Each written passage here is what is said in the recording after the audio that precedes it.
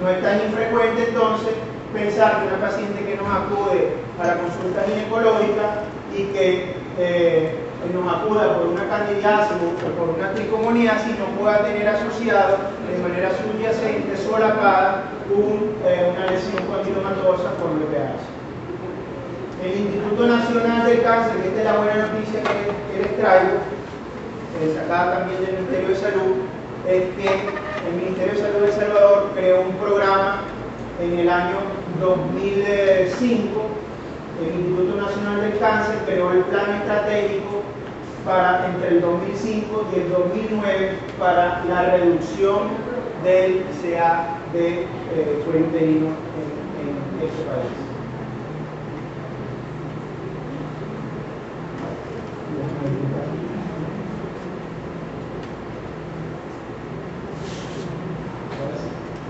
Por supuesto, los factores de riesgo asociados al cáncer de cervix.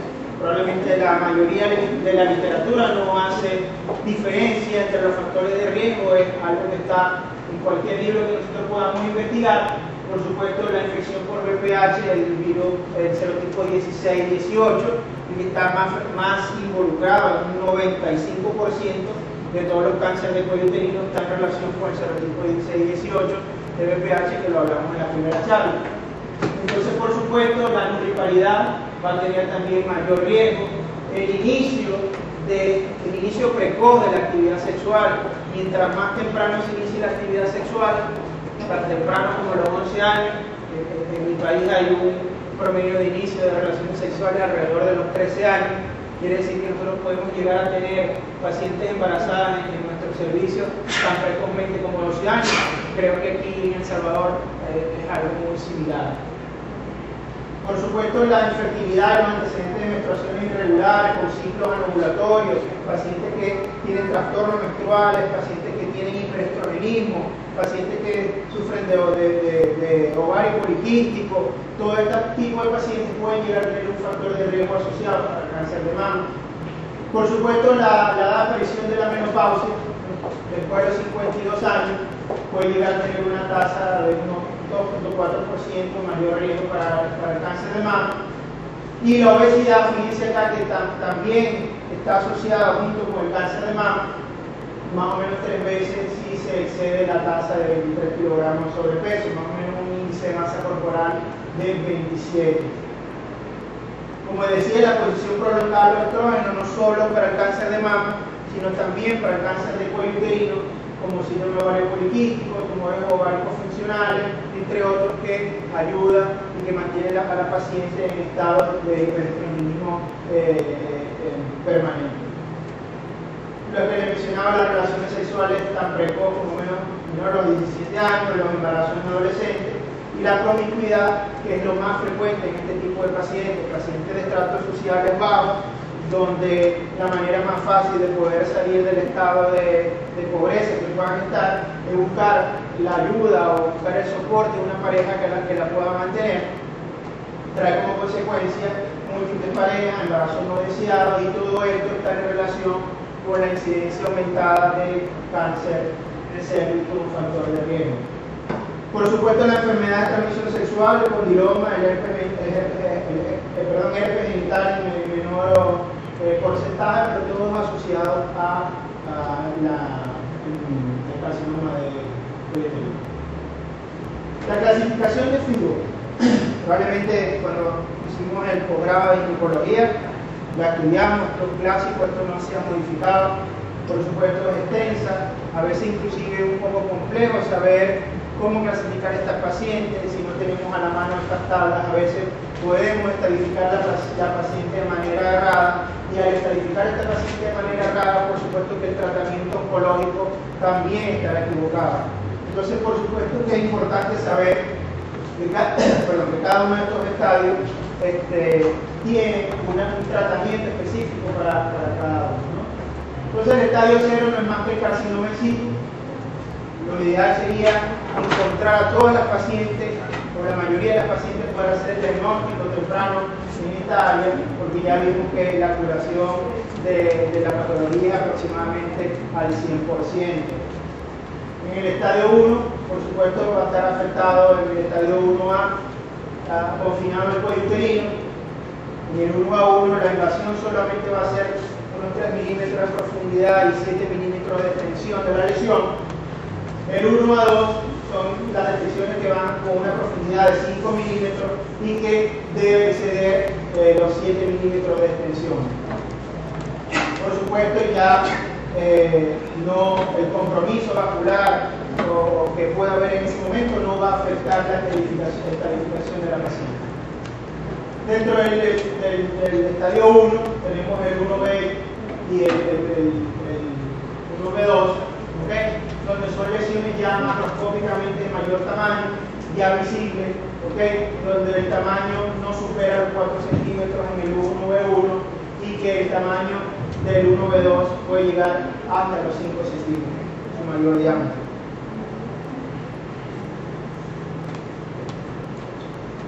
Por supuesto, ya el estadio 2 son tumores que ya salen del cuello uterino, ya afectan la vagina, pueden infectar inclusive los paramétros, tercio proximal o tercio distal, y ya de aquí es donde se presenta la mayor complejidad de la enfermedad. El tratamiento radical, el tratamiento de cirugía radical a estos niveles va a depender, por supuesto, de un tacto bajo anestesia, cuál es la clasificación, cómo se va a estadificar la paciente después del tacto bajo anestesia, que es muy diferente al tacto que nosotros podemos hacer antes de la misma. Entonces, podemos ver que ya en el estadio 2 hay una infiltración de los paramétros, pero no va a llegar a las paredes vaginales.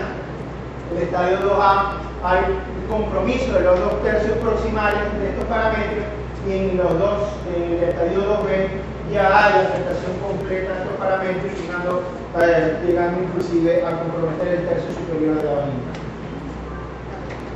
En el estadio 3, ya un estadio avanzado, que la cirugía radical de cuello uterino, lo ideal es poder hacerla en los primeros estadios, tiene mejor pronóstico. Okay, ya los estadios 3 y 4 ya son tratamientos radioquirúrgicos. A veces la paciente se beneficia más de una neoadyuvancia, pues se beneficia más de una quimioterapia y una radioterapia, y no es mucho lo que podamos hacer por ella desde el punto de vista quirúrgico.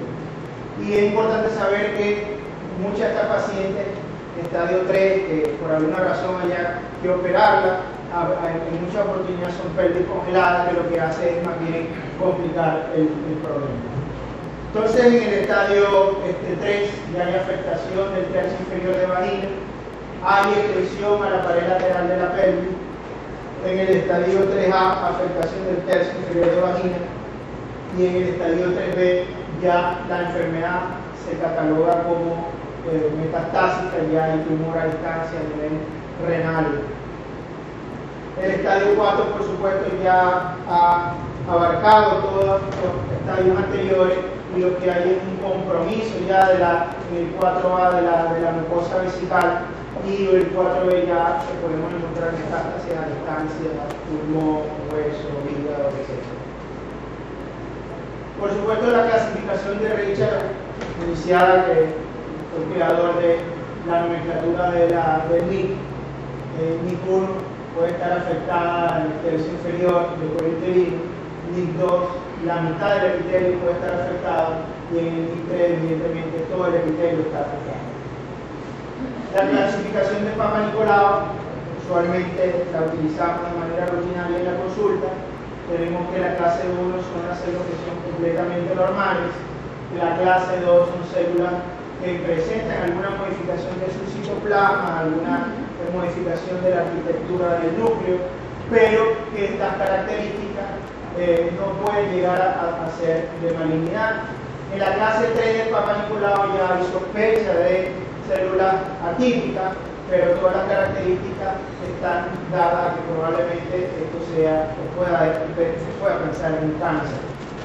Por supuesto, ya la clase 4 identifica ya la célula cancerosa, y la clase 5, igual que la anterior, pero con un número mayor de células atípicas. El sistema de Bethesda, también otra que se puede utilizar, ella lo que hace es que elimina la clasificación numérica de Papa Nicolau le da una valoración de la adecuación del preparado citológico, y hay una serie de parámetros y pautas que el citotecnólogo o el patólogo tiene que seguir para saber si la citología es de buena calidad y fue tomada de manera adecuada.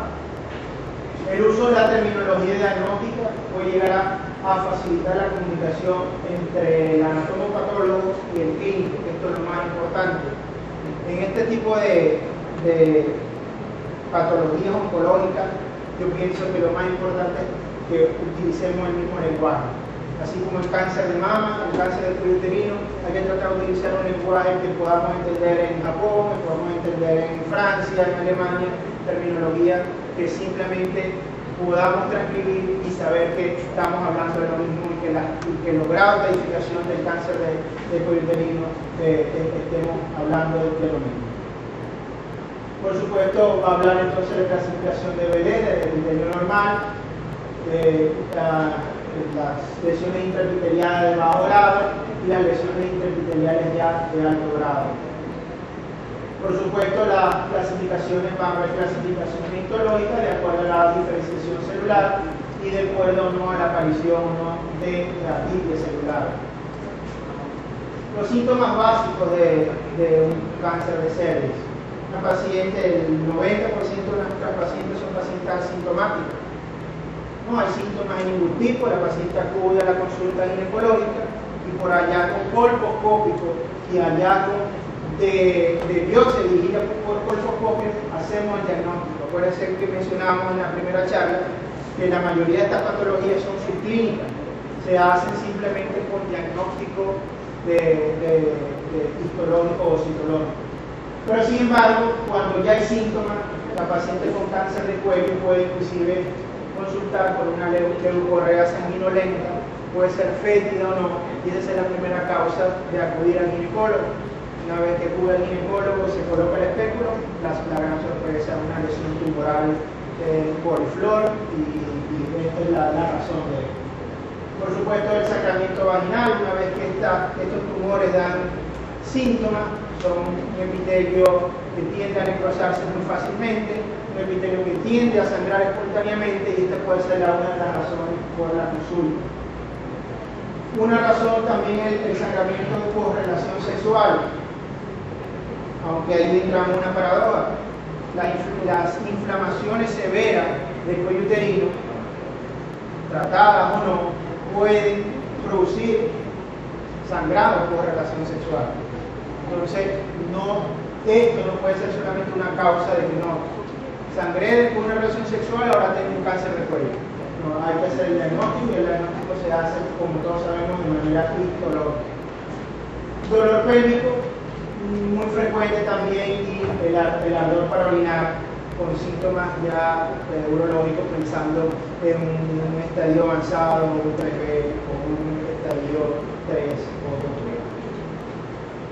Por supuesto, en la historia clínica, la anamnesis es lo más importante. Tenemos que tener presente que la primera causa en nuestros países latinoamericanos, cáncer de cuello, es una de ellas. No debemos dejar de pensar en ella cada vez que nuestras pacientes acuden a la consulta, y por ahí debe ir llevado la consulta ginecológica.